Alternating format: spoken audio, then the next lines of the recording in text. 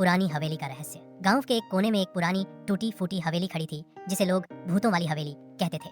कहा जाता था कि वहां कोई नहीं रहता, लेकिन रात में कभी कभी खिड़कियों से रोशनी आती थी और किसी के रोने की आवाज भी सुनाई देती थी। एक दिन 3 दोस्त रवि, सुमित और अनीता ने तय किया कि वो उस हवेली में रात बिताएंगे और सच्चाई का पता लगाएंगे। गांव वालों ने बहुत मना किया, पर युवाओं का जोश कहाँ किसी की सुनता है। रात के 12 बजे वे तीनों टॉर्च लेकर हवेली में दाखिल हुए। अंदर घुप अंधेरा था, दीवारों पर जाले और जमीन पर धूल की मोटी परत जमी हुई थी। सब कुछ शांत था, लेकिन तभी ऊपर की मंजिल से किसी के खींचे जाने की आवाज आई।